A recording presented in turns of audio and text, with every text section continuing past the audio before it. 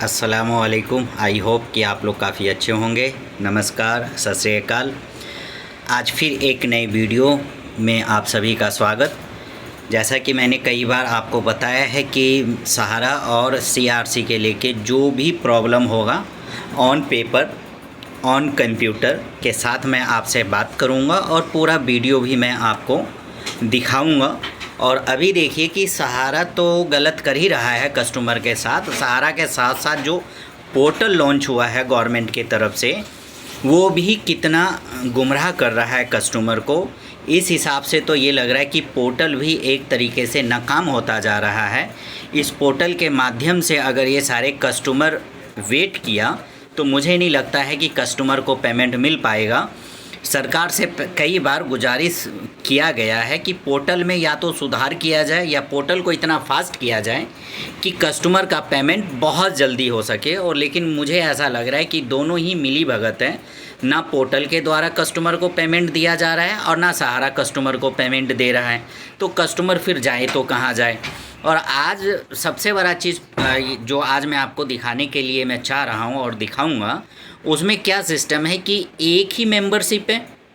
एक मेंबरशिप के रीसबमिशन के लिए कागज़ आया हुआ है और रीसबमिशन में क्या हुआ कि एक ही मेंबरशिप के कई अकाउंट हैं, जिसमें से 2 अकाउंट अपडेट हो गया रीसबमिशन के लिए। खाताधारी सेम उसका मेंबरशिप और उसके बाद जो है वो 2 अकाउंट जो है आगे ले नहीं रहा है। उसमें करेक्शन क्या दिखा रहा है वो भी दिखाऊंगा, पेपर पे भी मैं आपको दिखाऊंगा।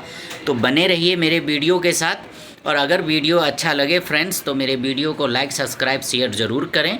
पहले मैं कस्टमर का कंप्लेन नंबर में दिखा देता हूँ और उस कंप्लेन नंबर से फिर मैं आपको सिस्टम पे भी मैं कंप्लेन नंबर में आपको दिखाऊंगा।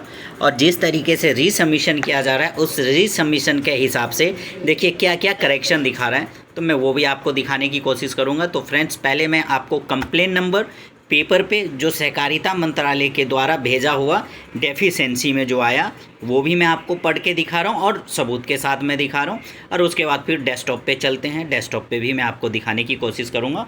तो फ्रेंड्स देखिए, सबसे पहले ये इसका कंप्लेन नंबर है।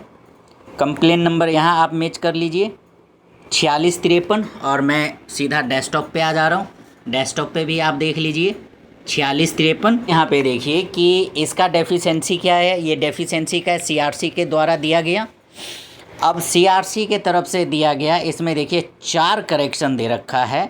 आधार कार्ड के अनुसार पूरा नाम सोसाइटी द्वारा उपलब्ध कराए गए डेटाबेस से मेल नहीं खा रहा है। इसका हर एक एक चीज़ मैं दिखाने की कोशिश करूंगा, ये चारों चीज़ की कैसे अमाउंट गलत हुआ, कैसे इसने दस्तावेज जो इस पर अपलोड किया पोर्टल पे ऑनलाइन उसमें गलत है, या करता कितना सफ़र कर रहा है आज के डेट में।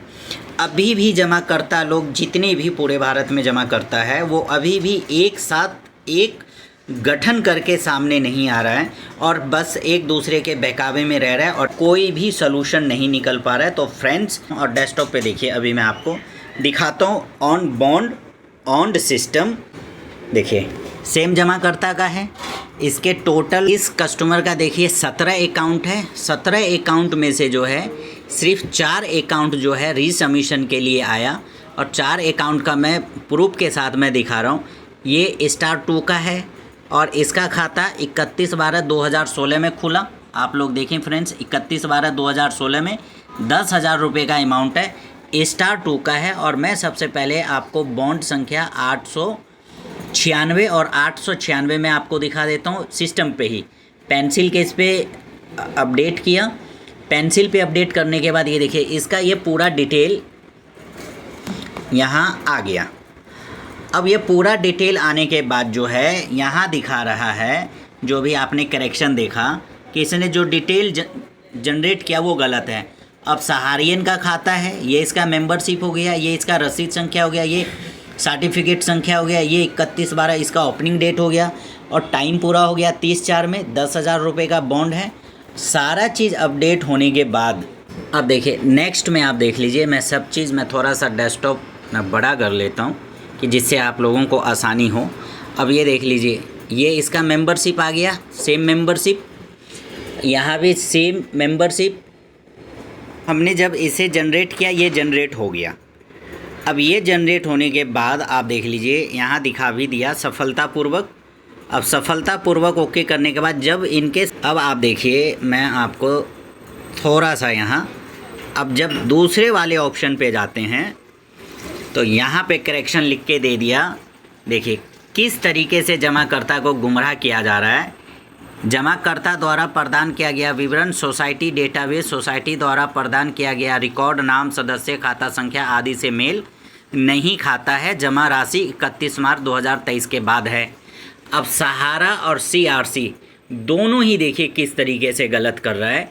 यहाँ भी 31/12/2016 में खुला है, ये भी स्टार 2 का है। और यहाँ पे बॉन्ड नंबर आप देख लीजिए 3898 को, बॉन्ड नंबर 3898 और ये आपका बॉन्ड 3898। अब इसमें ओपनिंग डेट आप देख लीजिए 31/12/2016, भी आप ओपनिंग डेट देख लीजिए 31/12/2016। अब 31/12/2016 का इसका खाता खुला हुआ है और यहाँ पे करेक्शन दिखा दिया और स्टार 2, और यहाँ करेक्शन दिखा दिया कि इस खाते का टाइम जो है 31/3/2023 के बाद हो रहा है। 2016 में खाता खुला, 17, 18, 19, 20, 21 और 22 के चौथे महीने में टाइम पूरा हो गया और इनके 2 ओके कर दिया। मेंबरशिप नंबर 1579 लास्ट के 4 डिजिट, और यहाँ भी आप मेंबरशिप में आपको दिखा दूँ के लिए जो है ये सिर्फ 4 है स्टार 2 का, जो 31/3/2023 से पहले पूरा हो रहा है और सेम मेंबरशिप है। और सेम मेंबरशिप में देख लीजिए 2 ओके कर दिया और ये 2 जो है ओके नहीं किया। सेम डेट, सेम महीना, सेम मेंबरशिप खुला और पोर्टल ने सिर्फ 2 को ओके किया रीसबमिशन के लिए और 2 को रोक दिया गया। और लेकिन अब यहाँ पे देखिए कि CRC किस तरीके से कस्टमर को भी गुमराह कर रहा है। सहारा तो गुमराह कर ही रहा है, लेकिन CRC भी कस्टमर को गुमराह कर रहा है। अगर CRC इस पोर्टल के ज़रिए से कस्टमर का पेमेंट नहीं कर पा रहा है या उसके पास किसी भी कारण से करने की क्षमता नहीं है या उनके पास व्यक्तियों की कमी है जिसके वजह से वो हर चीज़ चेक नहीं कर पा रहे हैं, तो सहारा का जो ऑफिस है उस ऑफिस से पेमेंट करें। अगर सहारा के ऑफिस से वो पेमेंट नहीं करना चाह रहा है तो कोई भी जो सरकारी ऑफिस है गवर्नमेंट का, उस ऑफिस के थ्रू सहारा का पेमेंट कर दें। जैसा कि अभी 300 कुछ करोड़ रुपए ही पेमेंट बटा है, लेकिन अब 300 कुछ करोड़ में कहाँ 5000 करोड़ रुपए पेमेंट होना था कस्टमर का। तो क्या ये पोर्टल का सही नज़रिया है? ना तो ये अमाउंट बढ़ा के राजी है। 5 लाख रुपए का रिसबमिशन कर दिया गया, उसको 10,000 रुपये का पेमेंट मिल रहा है। अगर 10-10 हज़ार का ही पेमेंट मिला तो अभी तक 300 कुछ करोड़ रुपया इन्होंने पेमेंट किया। 1000 करोड़ तो बहुत दूर है, 500 करोड़ अभी डिस्ट्रीब्यूट नहीं हुआ, सिर्फ 300 कुछ करोड़ डिस्ट्रीब्यूट हुआ है और 1 साल लग गया CRC को पोर्टल के ज़रिए पेमेंट करने में। तो इसके हिसाब से अगर देखें तो कितने साल लेगा ये एक कस्टमर को पोर्टल के माध्यम से पेमेंट होने में।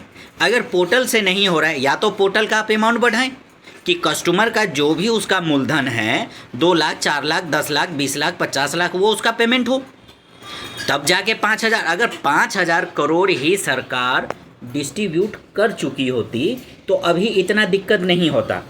सबसे बड़ा चीज़ क्या है कि रीसबमिशन होने के बावजूद भी रीसबमिशन में करेक्शन आ रहा है, जबकि कोई भी रीसबमिशन कर रहा है तो हर एक एक पहलू को देख के फिर रीसबमिशन कर रहा है।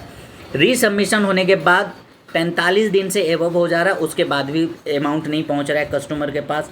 तो CRC भी वही चाह रही है कि पेमेंट ना हो। इसका मतलब CRC भी गलत कर रहा है कस्टमर के साथ, कार्यकर्ता के साथ। अगर आप अपने पोर्टल के माध्यम से पेमेंट नहीं कर सकते तो कोई भी ऑथराइज सेंटर आप ओपन करवाएं, वहाँ से आप पेमेंट करवाएं। जो कागज़ आप यहाँ चेक कर रहे हैं वही कागज़ आप वहाँ पे बैठ के चेक करें, पेमेंट शेड्यूल आप तेज़ करें। लेकिन इससे तो मुझे नहीं लगता है कि कस्टमर को पेमेंट हो पाएगा साल, 2 साल, 5 साल में। मुझे लगता है 5 साल में 5000 करोड़ भी डिस्ट्रीब्यूट नहीं होगा। तो फिर कस्टमर और सरकार का किस चीज़ का विश्वास? कस्टमर का विश्वास नहीं कर पा रहा है तो फिर कस्टमर सरकार का विश्वास क्यों करे? दोनों पहलू है। सरकार हर एक एक चीज़ मांग रहा है, अगर एक अक्षर गलत हो रहा है तो आप एफिडेविट मांग रहे हैं। तो जब रीसबमिशन हो रहा है तो फिर दोबारा करेक्शन क्यों? अब ये कस्टमर 4 स्टार 2 के कागज़ अब चारों मैंने दिखाया। देखिए स्टार 2 के फॉर्म, ये भी मैं आपको दिखा देता हूँ।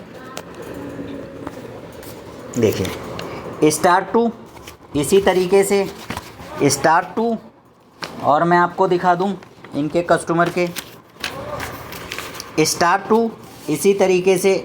और ये देखिए कस्टमर ने इसे ऑफिस से डिमांड भी किया, इसमें पेमेंट आया सहारा के ऑफिस से, कस्टमर को पेमेंट रिलीज नहीं किया, फिर पोर्टल का बहाना दे दिया गया।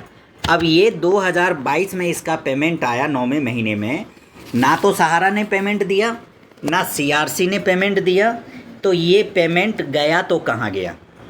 सीआरसी बड़ी बारीकियां से चेक कर रही है, बहुत अच्छी बात है, चेक करना चाहिए। जब वो सारा चीज़ अपडेट होने के बाद भी वो पेमेंट नहीं कर रही है, तो सरकार अगर पेमेंट नहीं कर सकती है तो फिर सरकार को जिम्मेवारी नहीं लेना चाहिए। कम से कम हम दोनों का, अगर जिसकी भी गलती होगी मैं दोनों की गलती को लाने की कोशिश करूँगा। अगर सरकार ने बीच में इंटरफेयर किया तो कस्टमर को पेमेंट मिलना चाहिए। अगर सरकार पेमेंट नहीं कर पा रही है तो सहारा के ऑफिस से अगर पेमेंट हो रहा था तो कस्टमर वहाँ कम से कम रिलीज हो रहा था। यहाँ पेमेंट सरकार के पास ऑलरेडी 5,000 करोड़ रुपया डिपॉजिट है, और डिपॉजिट होने के बावजूद भी कस्टमर को 10,000 देने में विफल हो रही है, या कस्टमर उनके पास मिल नहीं रहा है। तो फिर किस लिए? या तो वो 5,000 करोड़ रुपया सहारा को रिफंड करे और सहारा के काउंटर से पेमेंट करवाए। अगर सहारा के काउंटर से पेमेंट नहीं कर रहे हैं तो पोर्टल पे आप इसकी अमाउंट वैल्यू बढ़ाएं, 5 लाख 10 लाख 20 लाख करें, और 5 लाख 10 लाख 20 लाख करने के बाद आप कस्टमर को तुरंत पेमेंट रिलीज करें। अब इस व्यक्ति का 2 ओके हो गया, अब 2 रह गया, अब इसके चक्कर में वो सारा रुका रहेगा। तो अब ये कस्टमर का रीसबमिशन होगा कब? रीसबमिशन जब इसका टाइम पूरा हो जाएगा और साल 2 साल वेट करेगा तब जाके इसका रीसबमिशन होगा। तो प्लीज़ पोर्टल पे या तो कुछ सुधार करें, या कस्टमर को या तो सहारा के ऑफिस से पेमेंट करे, या सरकार अपना कोई ऑथराइज ऑफिस करे, उस ऑथराइज ऑफिस से कस्टमर का पेमेंट करे। 5,000 करोड़ रुपया बांटने में सहारा को 1 साल लग गया, और सीआरसी ये कह रही है कि कस्टमर का वेरीफाई नहीं हो रहा है। इस तरीके से आप वेरीफाई करेंगे, 1 साल में 300 कुछ करोड़ रुपया बटा। अगर 300 करोड़ को ही कैलकुलेशन कर लें तो 1,000 करोड़ बटने में कम से कम जो है 3.5 साल लगा। तो 3.5 को अगर हम 5 से गुना कर दें, 5 या 15, यानी 15 साल लग जाएगा पोर्टल को अमाउंट रिलीज करने में। तो क्या 15 साल तक ये कस्टमर जो है आपका यकीन करेगा? समझ जाइए। और कस्टमर को पेमेंट चाहिए।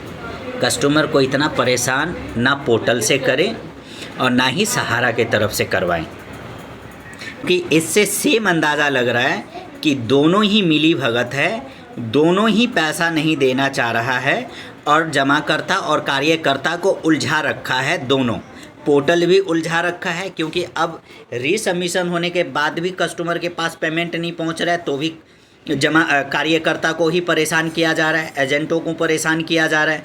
तो फिर सरकार ने पोर्टल बनाया तो क्यों बनाया? जब सरकार पोर्टल से पेमेंट कस्टमर का दे नहीं सकता है रीसबमिशन होने के बाद भी, 45 दिन उसके बाद भी, तो फिर इस पोर्टल का फ़ायदा क्या है? फिर आप काउंटर से पेमेंट करवा दें, सरकार अपना गाइडलाइन रखे और पेमेंट करवा दें। और नहीं तो इससे तो यही अंदाज़ा लग रहा है कि जिस दिन सभी जमाकर्ता अगर एक हो गया तो सोच लीजिए कि फिर क्या होगा। जमाकर्ता को इतना इम्तिहान ना लें। जमाकर्ता ईमानदार सेम जमा करता है और वो सरकार की इज़्ज़त सम्मान कर रहा है, जो उसके कहने के, उसके दिशा निर्देश पे वो पोर्टल पे जा रहे हैं और पोर्टल पे डिमांड कर रहा है। एक बार नहीं, कई बार डिमांड कर रहा है, और उसके बाद भी जमाकर्ता को 10,000 रुपया नहीं मिल पा रहा है। तो इतना जमाकर्ता को, पब्लिक को परेशान ना करे सरकार, क्योंकि सरकार के हाथ में सब चीज़ है। अगर सरकार इस तरीके से अगर पब्लिक को परेशान करेगा तो पब्लिक को एक साथ इकट्ठा होने में टाइम नहीं लगेगा, और जिस दिन पब्लिक अगर इकट्ठा हो गया उस दिन फिर सरकार को और सहारा को जवाब देना बहुत भारी पड़ जाएगा। आप सभी जमाकर्ता और कार्यकर्ता से गुजारिश है, इस वीडियो को ज़्यादा से ज़्यादा शेयर करें। सारी सच्चाई मैंने दिखा दिया कि एक मेंबरशिप, एक कस्टमर, 4 अकाउंट स्टार 2 के, चारों अकाउंट का टाइम पूरा हो रखा है, 2 अकाउंट अपडेट हो रहा है, 2 अकाउंट अपडेट नहीं हो रहा है। इसका मतलब ये कि CRC खुद चाह रहा है कि इसका 2 अकाउंट अपडेट ना हो, ये केस ऐसे ही फंसा रहे। अब उस 2 के चक्कर में ये रिसबमिशन आगे करेगी नहीं। अब ये जब करेगी नहीं, क्योंकि इसके माइंड में ये है कि मेरा सेम मेंबरशिप है तो मेरा चारों अकाउंट एक साथ कंप्लेन जाना चाहिए। अब 4 जब कंप्लेन नहीं जा रहा है, कि बैठे हुए अधिकारी से गुजारिश है कि पोर्टल में या तो सुधार करें, और नहीं तो पोर्टल में जो 10,000 का लिमिट है उस लिमिट को 5 लाख 10 लाख रुपए तक करें कि कस्टमर जो है ना पेमेंट उसको मिल सके। जब 300 करोड़ बटा, तो जब अगर है नहीं कस्टमर तो आप उससे ऊपर बढ़ाओ, 5,000 करोड़ बढ़ जाना चाहिए। तो सरकार भी इसमें मिली हुई है, जनता को परेशान ना करें। प्लीज़ आप सभी मेरे वीडियो को जमाकर्ता तक ज़्यादा से ज़्यादा पहुंचाएं कि इस तरीके से सहारा भी आपके साथ गेम खेल रहा है, और CRC पोर्टल जो सरकार ने बनाया है उस पोर्टल पे भी आपके साथ गेम खेला जा रहा है। सब चीज़ ठीक होने के बाद एक किसी न किसी में अड़चन डाल के उसको रोक दिया। आप एक के चक्कर में आपका 10 अकाउंट रुक गया, और आप एक के चक्कर में उस 10 को आप ओके करेंगे नहीं, क्योंकि आप ये सोचेंगे कि एक बार में मेरा सारा चीज़ ओके हो जाए। तो यहाँ सरकार भी गलत कर रहा है जमाकर्ता के साथ, और सहारा तो गलत कर ही रहा है। हमने कई बार ये कहा कि हम अपने जमाकर्ता के साथ कंधे से कंधे मिला के खड़े, और ये मैंने ऑन पेपर सबूत के साथ दिखाया। और इस सबूत के हिसाब से तो यही जाहिर हो रहा है कि दोनों ही गुमराह कर रहा है जमाकर्ता को। हिसाब से गवर्नमेंट ने बोला कि 31/3/2023 से पहले का जो भी है अब उसका डिमांड आपका होगा, तो वही रिसबमिशन में आया, और 4 में से 2 हुआ, 2 नहीं हुआ। तो इससे आप देख लीजिए कि एक मेंबरशिप एक ही बार अपडेट हुआ सहारा के सिस्टम पे। जब सहारा के सिस्टम पे 2 अकाउंट अपडेट हुआ, तो इसका मतलब ये मेंबरशिप सारे के लिए सेम होगा। इस कस्टमर ने KYC जो दिया होगा वो सभी मेंबरशिप में एक ही जैसा होगा। ऐसा तो है नहीं कि एक KYC दिया होगा दिल्ली का तो एक KYC दिया होगा यूपी का, या एक KYC दिया होगा बिहार का। ऐसा तो होगा नहीं।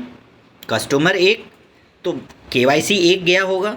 तो जब बाकी के 2 अकाउंट अगर अपडेट हो रहा है, तो बाकी के 2 अकाउंट अपडेट क्यों नहीं हो रहा है? अब दोनों अकाउंट का टाइम देख लीजिए, CRC कितना गलत तरीके से यहाँ डेस्कटॉप पे दिखा रहा है। ऑन पेपर के साथ मैं बात कर रहा हूँ, 31 दिन के बाद इसका टाइम पूरा हो रहा है, जबकि चारों अकाउंट सेम डेट में खुला। तो 31 के बाद कैसे पूरा हुआ? और अगर 31 के बाद पूरा हुआ तो 2 कैसे रिसबमिशन के लिए लिया जा रहा है? तो प्लीज़ गाइज़, आप लोग जागरूक हो जाए और एक हो जाए। मैं अपनी वीडियो को यहीं पे समाप्त करता हूँ, और ज़्यादा से ज़्यादा मेरी वीडियो को जो है जमाकर्ता और कार्यकर्ता तक पहुँचाएँ, और सब कार्यकर्ता और जमाकर्ता एक हों। तब सरकार को समझ में आएगा कि पेमेंट एक साल में 5,000 करोड़ नहीं हुआ, सिर्फ 300 करोड़ हुआ।